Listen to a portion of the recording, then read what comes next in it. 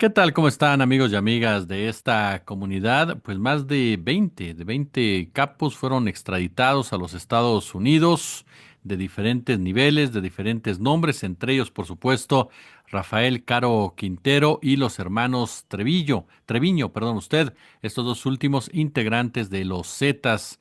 Miguel Ángel Treviño, quien fue uno de los líderes precisamente de este grupo, y Omar Treviño. Voy a platicar de este tema con este excelente periodista de investigación del país, mi querido Pablo Ferri, a quien saludo con mucho gusto. Pablo, ¿cómo estás? ¿Qué tal, Jesús? Buenas tardes. Oye, pues yo de entrada te preguntaría, ¿qué opinión te merece esta extradición multitudinaria por parte de diversos capos de estos dos Zetas, de Caro Quintero, hacia los Estados Unidos en el marco de estas negociaciones o de estas discusiones que se tienen entre los gobiernos de Trump y Claudia Sheinbaum? Perdón, es que no te escuché bien. ¿Me repites? ¿Ahí me escuchas mejor? Sí. Te comentaba, querido, ¿qué opinión te merece esta serie de extradiciones, esta extradición multitudinaria, en donde nos topamos con estos capos, tanto los Zetas como Rafael Caro Quintero? Bueno, sorprendente sobre todo en lo que tiene que ver con Caro Quintero y también con el Z40, con Miguel Ángel Treviño Morales. Pues él mantenía una discusión jurídica con la justicia mexicana sobre su propia identidad. Quiero decir, el Z40 trataba de probar que él en realidad era otro Miguel Ángel Treviño y no el Miguel Ángel Treviño que estaban buscando las autoridades, ¿no? Bueno, dicho eso, hay que entender esto, el traslado, la extradición de estas tres personas y otras 26, cuyos nombres en realidad no conocemos oficialmente, han ido filtrando como parte de las negociaciones que se están llevando a cabo entre México y Estados Unidos para evitar que a partir de la semana que viene Estados Unidos imponga un 25% de arancel a las exportaciones que vengan de aquí, ¿no? Eso uno. Dos, la sorpresa de que de una tacada manden a tanta gente, ¿no? Porque además no son solo los 29 de hoy, son los que han mandado en las últimas semanas, ¿no? Hace unos días mandaban al H3, parte del grupo criminal Los H's, que tenía actividad en Nayarit, famoso en su día porque era el grupo al que supuestamente había estado ayudando Salvador Cienfuegos, el exsecretario de la Defensa en años de Peña Nieto, ¿no? Caso que luego se desechó por parte de la justicia mexicana. Y también a Omar Cuenca Marino, ¿no? Uno de los líderes de los antaño activísimos rojos, este grupo criminal con intereses en la Sierra Guerrerense por el lucrativo, hace años, cultivo de amapola, y también en Morelos, eh, que fue detenido hace años y extraditado esta semana a Estados Unidos, ¿no? Es decir, la lógica y la inercia ha cambiado comparado con lo que teníamos en años de López Obrador. La política de extradiciones del gobierno mexicano claramente sigue ahora las directrices del gobierno de Estados Unidos. Entendemos que forma parte de las condiciones para que el martes que viene no entren en vigor los aranceles del 25%. Lo que no sé es qué va a hacer el gobierno mexicano el mes que viene cuando venza de nuevo la moratoria eh, y el gobierno de Trump amenaza de nuevo, perdón, con la imposición de aranceles por la falta de resultados contra el tráfico de fentanilo y la detención del flujo de migrantes desde eso, ¿no? ¿Por qué para Estados Unidos sería importante este tipo de extradición, Pablo? O sea, ¿por qué los Zetas, por qué Caro Quintero es importante para Estados Unidos? ¿Es para mandar un mensaje de cooperación, un mensaje de que no hay impunidad? ¿Por qué para Estados Unidos sería como un regalo, pues? Bueno, en el caso de Caro Quintero yo creo que es muy evidente, ¿no? Es uno de los objetivos más codiciados por parte de las agencias de seguridad estadounidenses desde el asesinato del agente de la DEA Enrique Camarena en los años 80. Es decir, para el gobierno, para los diferentes gobiernos de Estados Unidos de entonces, era muy evidente la implicación de diferentes personajes vinculados de alguna forma a lo que se conocía entonces como el Cártel de Guadalajara, y entre ellos Caro Quintero, ¿no?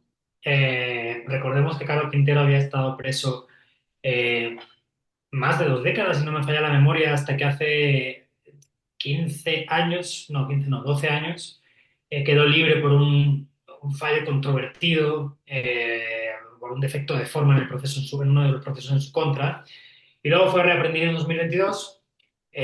Durante los años de López Obrador, por algún motivo, el gobierno o la justicia, pensando que el gobierno así lo quería, evitó la extradición, porque Estados Unidos insistió en pedirla siempre. Y ahora para ellos, más allá de los casos en diferentes oficinas de la Fiscalía a lo largo del país por drogas, tienen en sus manos a uno de los grandes enemigos históricos de Estados Unidos, digamos, en su vertiente de la lucha contra el narcotráfico internacional, ¿no? Eso por un lado. Y luego los hermanos Treviño Morales, porque de alguna forma simbolizaban el gran salto cualitativo en términos de agresividad de los grupos criminales en México, pues al final fueron los Zetas bajo su mando después de la caída de sus fundadores, ¿no? De este grupo de militares de élite que en su día lo integraron. Porque digo que los Treviño Morales simbolizaban ese salto cualitativo en materia de agresividad de los Zetas en la primera década de este siglo, ¿no? Todo este asunto de, de la muerte, ya no solo como mensaje, sino como espectáculo, ¿no? La exhibición de partes de cuerpos de sus víctimas en zonas donde podría encontrarlos cualquiera, la violencia con la que trataban a sus víctimas, ya no solo de asesinatos, sino de extorsión, ¿no? Modalidad criminal que ellos yo creo también que inauguraron en buena parte de México, ¿no? Sobre todo en la zona de Veracruz, también en Michoacán, etcétera. Y luego, desde luego, la cantidad de casos que tenían pendientes en Estados Unidos por tráfico de drogas los hacían muy apetecibles, ¿no? En Estados Unidos se estrenó un documental hace un par de años que se llama Cowboy Cartel. Lo estrenó, no que recuerdo qué plataforma, Apple TV creo que era, que contaba la historia de cómo un hermano de los Treviño, que vivía en Estados Unidos, ideó una forma de lavado de dinero a partir de la compra de caballos de carrera y del amaño de las mismas carreras, ¿no? Que esto en su día salió en prensa. Pero el documental nos recordaba que una de las obsesiones de las agencias de seguridad de Estados Unidos durante muchos años fueron los hermanos Treviño Morales, ¿no? Que al final su historia es interesante, pues no fueron militares, por lo menos no fueron parte del grupo de militares que en su día integraron la primera hornada de Zetas, pero sí tuvieron una importancia muy importante después y sobre todo colocaron el centro neurálgico de este grupo criminal en su tierra natal, Nuevo Laredo, ¿no? Allá en Tamaulipas. Y todavía hoy una de las decisiones de lo que quedó de los Zetas, el cártel del Noreste, sigue teniendo una presencia importante en esta ciudad, que al final es fronteriza con Estados Unidos, ¿no? De hecho, la primera no confirmación oficial que hemos tenido este jueves de la extradición tanto del Z40 como del Z42 ha sido porque la oficina del sheriff del condado de Webb, allá en Laredo, ha informado del asunto, ¿no? Diciendo, bueno, ojo, ha pasado esto, no vayan a cruzar la frontera porque ya sabemos qué pasa cuando hay movimientos de los líderes de este grupo criminal en su feudo, en Nuevo Laredo, ¿no? Entonces yo creo que va por ahí, ¿no? No se han confirmado de manera oficial más nombres, ni siquiera estos que hemos comentado, pero por diferentes fuentes nosotros sí lo hemos podido confirmar. Pero también ha caído el nombre de José Ángel Cano Insunza, detenido hace pocos días allá en Sinaloa. Él era uno de los principales operadores logísticos de la facción de los Chapitos, que comanda uno de los hijos del Chapo Guzmán, Iván Archibaldo Guzmán, según, claro, las autoridades, según la Secretaría de Seguridad Federal. Y al final, todo lo que huele a cártel de Sinaloa y a fentanilo es muy apetitoso para el gobierno norteamericano, para el gobierno de Estados Unidos. Entonces, yo creo que a falta de saber más nombres, los pocos que sabemos, pues indican eso. Trofeos digamos, de largo aliento pretendidos por el gobierno de Estados Unidos, que se concretan en el contexto de la negociación de los aranceles por parte del gobierno mexicano y el de Donald Trump. Oye, Pablo, la masacre de Allende fue el sello de los Treviño, o sea, el sello de los Treviño, de los errores de la DEA. ¿Cómo entendemos esa masacre de Allende con estos personajes, con las agencias estadounidenses? Sin ninguna duda, vamos.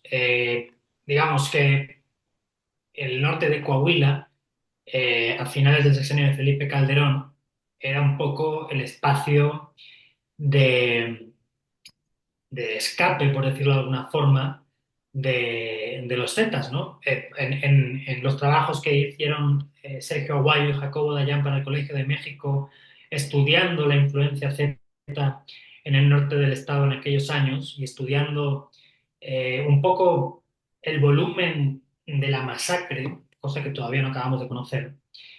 Se sabe que aquello trascendió incluso a Allende, ¿no? Que es una pequeña población cercana a la cuenca minera de Coahuila, y que en realidad llegó hasta Piedras Negras, ¿no? Una localidad fronteriza, estamos hablando de decenas de kilómetros. Se sabe también, y tanto Dayan como Aguayo lo consignan en sus investigaciones, que Omar Treviño Morales utilizó la prisión de Piedras Negras como refugio muchas veces, ¿no? O sea, imagínate la ironía. Pero sí, volviendo, digamos, al origen de la pregunta, al final, ¿qué fue la masacre de Piedras Negras? Bueno, fue la respuesta brutal de esta pareja de hermanos y sus secuaces ante una presunta traición que sufrieron a manos de un antiguo colaborador que cayó en las redes de las agencias de seguridad estadounidenses. ¿Cómo fue esto? Bueno, este colaborador, forzado por parte no recuerdo si era la DEA o el FBI o una pinza de varias de ellas, entregó los PIN de las BlackBerries de los hermanos Treviño Morales a, a la agencia que fuera. La agencia que fuera, yo creo que era la DEA, las comparte con la unidad de investigaciones sensibles de la desaparecida Policía Federal y de alguna forma esta información se filtra y llega a manos de los Treviño Morales, que lanzan una cacería contra todo lo que oliera a ese antiguo colaborador que supuestamente los traicionó, ¿no? Y al parecer, pues ellos ubicaron a familiares de esta persona en Allende, pero supongo que su rabia, su enfado, su enojo y cantidad de adjetivos más que pudieron aplicar a la situación les llevó a ampliar el castigo a mucho más allá de la familia de esta persona, ¿no? Y de ahí, pues, las llamadas a los números de emergencia, tanto en Piedras Negras como en Allende, como en otros municipios cercanos. Al final, nunca se supo cuánta gente murió y desapareció, se habla de cientos. Nunca se supo cuánta gente fue en total, porque mucha gente nunca denunció, otra gente se fue de allí y no se le perdió la pista, tanto sus familiares desaparecidos como muertos como ellos mismos. Entonces, bueno, lo que más se sabe de esto, insisto, son los trabajos de Aguayo y Dayan en el Colegio de México, que son públicos, y el trabajo que hizo en su día Ginger Thompson, la reportera de Puro Pública, que publicó un trabajo muy importante que se llama Anatomía de una masacre, que se puede encontrar en la web también, que te explica un poco cómo fue, o te baja un poco el piso a partir de testimonios y información que consiguió de fuentes de las agencias de seguridad de Estados Unidos, cómo fue esa venganza. Sometieron a las autoridades de Coahuila, de Tamaulipas, porque, por ejemplo, cuando me dices en la cárcel lo utilizaban como centro de exterminio, como escondite, pues nada, eso lo entiende uno si no fueran las autoridades que estuvieran ahí metidas. Humberto Moreira en su momento dijo que le habían matado los Zetas a su hijo.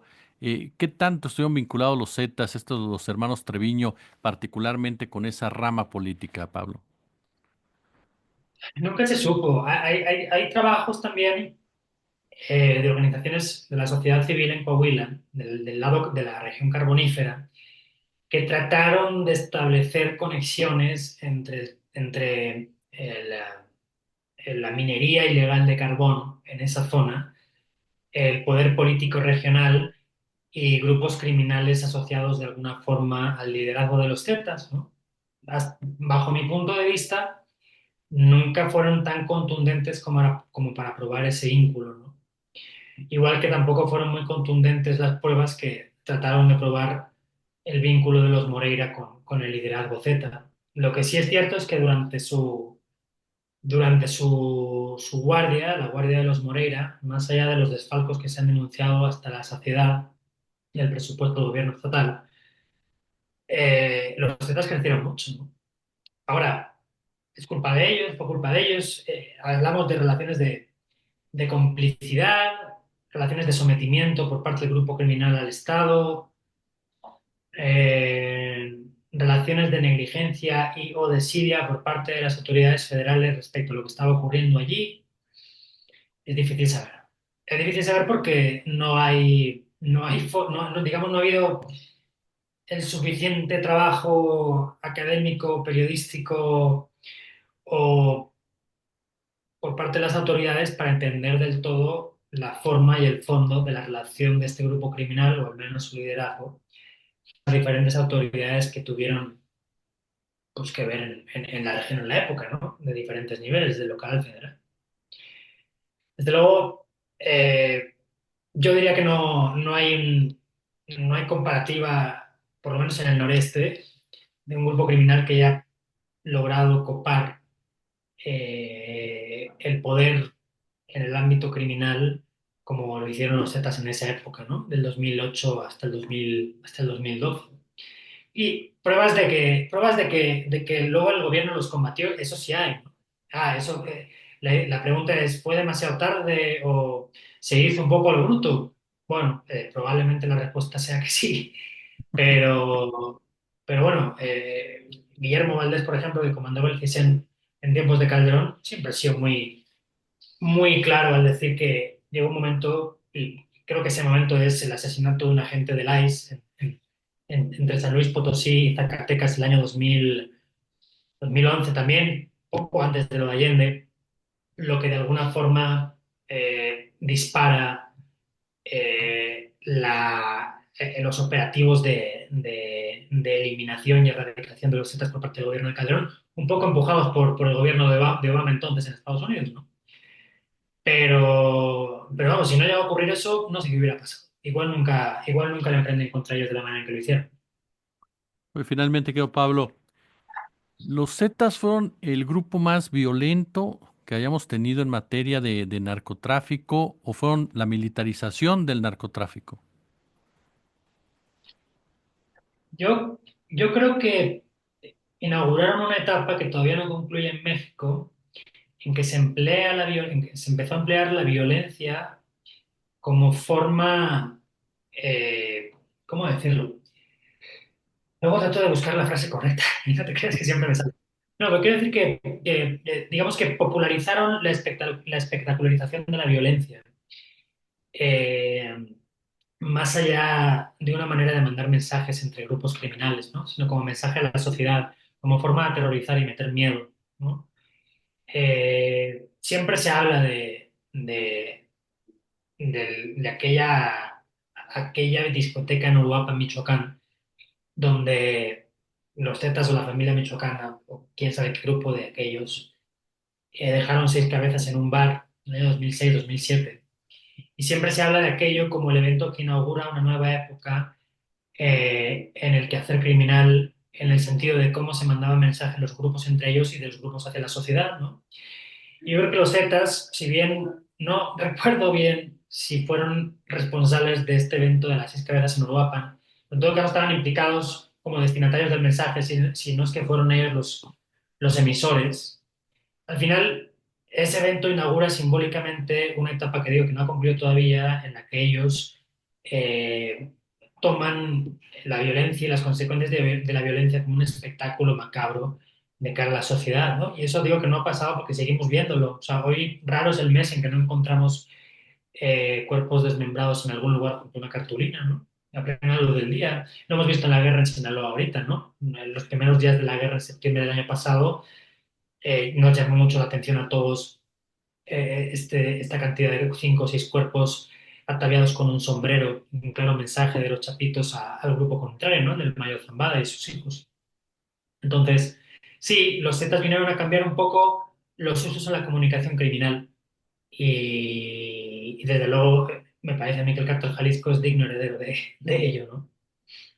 Mi Por querido y ejemplo. admirado Pablo Ferri, yo como siempre quiero agradecerte estos minutos para la comunidad y que nos permitas aprender de ti. No, hombre, pues es un placer como siempre, Jesús.